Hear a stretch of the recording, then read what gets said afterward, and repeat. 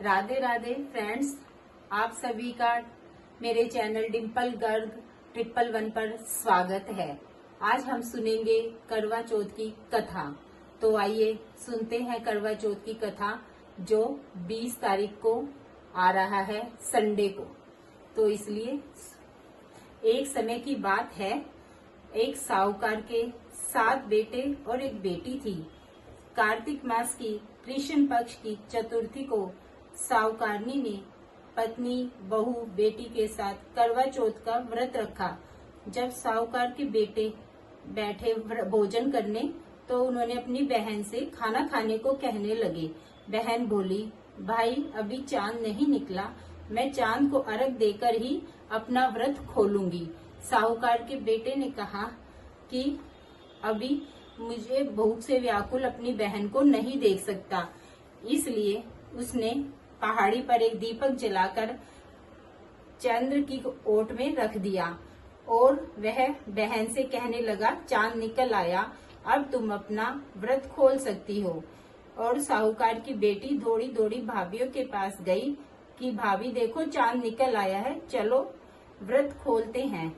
ये सुनते ही भाभियां बोली, भाई साहब ये तो आपका चांद निकला है, हमारा चांद निकलने पर तो अभी समय है। भूख से व्याकुल साहूकार की बेटी चांद को अर्घ देकर और भोजन करने बैठ गई। जैसे ही उसने पहला निवाला तोड़ा, छींक आ गई। दूसरा निवाला तोड़ने लगी तो बाल निकल आया। तीसरा निवाला तोड़ते ही उसके ससुराल से बुलावा आ गया कि पति बीमार है। जैसी भी हालत में तुरंत ससुराल पहुँचे। माँ बेटी विदा करने के लिए बक्से में से कपड़े निकालती है, तो उसमें से बाल काले और सफेद रंग के कपड़े निकलते हैं और फिर उसने उसको वो कपड़े दे दिए। फिर उसके बाद उसने उसे कहा कि बेटी, रास्ते में जो भी कोई मिले उसके पैर छू के जाना और उसको आशीर्वाद लेना, और जो भी तुम्हें अखंड सुहागन का आशीर्वाद दे उससे चरण छूना। फिर उसके बाद जो भी मिला उसके पांव छूती गई। सबने उसको सुखी रहो का आशीर्वाद दिया। पीहर का सुख देखो, ऐसे आशीर्वाद दिए। देखते ही देखते वो अपने ससुराल पहुंच गई। ससुराल के आंगन में छोटी ननंद खेल रही थी। जब उसके पास गई तो उसने आशीर्वाद दिया, सदा सौभाग्यवती रहो, पुत्रवती रहो। ये सुनते ही उसे अपने पति ने पल्ले पर गांठ बांध ली और फिर वह देखती है उसके पति का शव रखा है। उसे ले जाने की तैयारी हो रही है और वह दुखी हुई। और फिर वह उसके पति को जैसे ले जाने लगी, वह दुखी होकर बोली कि मैं उन्हें कहीं नहीं ले जाने दूंगी। जब कोई नहीं माना तो उसने कहा मैं भी उनके साथ चलूंगी।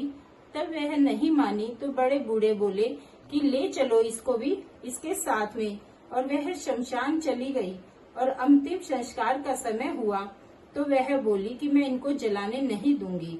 तो सभी लोग नाराज हो गए। पहले तो अपने पति को खा गई, अब उसकी मिट्टी भी खराब कर रही है। लेकिन उसने किसी की नहीं सुनी और अपने पति को लेकर बैठ गई। परिवार के लोगों ने निश्चय कर लिया कि इसको यहीं रहने दो, एक झोपड़ी डलवा दो।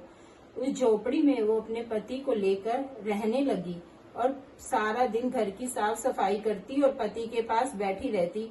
2 बार उसकी छोटी ननंद खाना देने आती और उसको खाना देकर जाती। चौथ का व्रत करती, शाम को अर्घ देती और जब चौथ माता आती तो कहती, करवो ले करवो ले करवो ले, भाइयों की प्यारी करवो ले, और खड़ी बुखारी करवो ले। और चौथ माता से अपने पति के प्राण मांगती।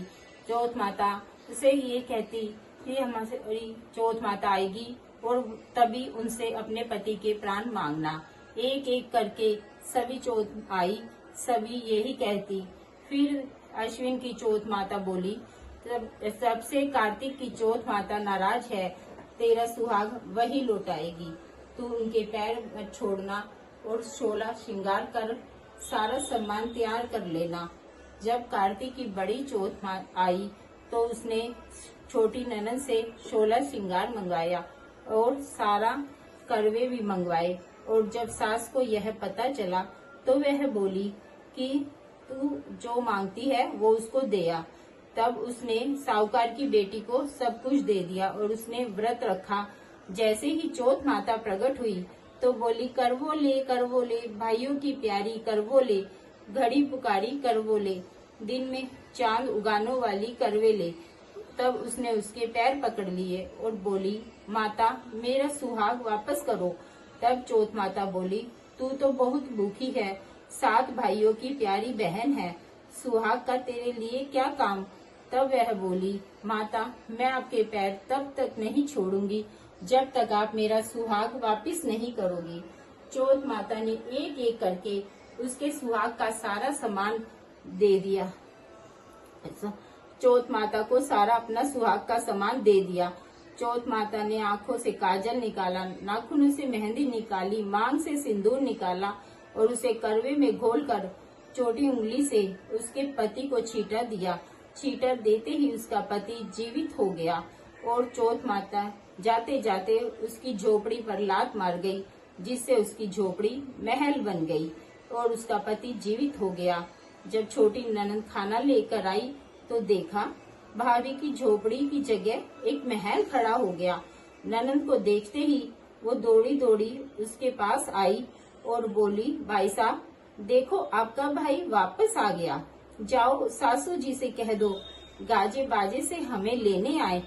छोटी ननद दौड़ी दौड़ी माँ के पास गई और बोली, माँ भाई जिंदा हो गया। माँ बोली, भाभी के साथ साथ तेरा भी दिमाग खराब हो गया है। वो बोली, नहीं माँ मैंने देखा है कि भाई जिंदा हो गया है। सभी घर वाले गाजे बाजे के साथ अपने बेटे को लेने पहुँचे।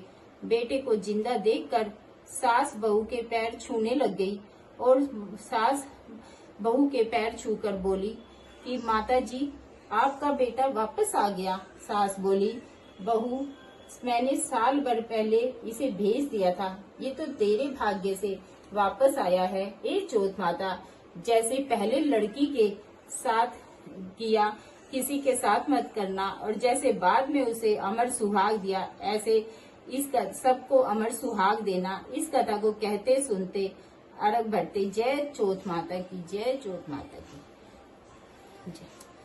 राधे राधे। आपको मेरी ये कथा वीडियो अच्छी लगी हो तो इसे लाइक सब्सक्राइब कीजिए और कमेंट बॉक्स में लिखकर मुझे बताइए कि आप कौन सी पूजा विधि जानना चाहते हैं, ताकि मैं आपको उसके बारे में बता सकूं।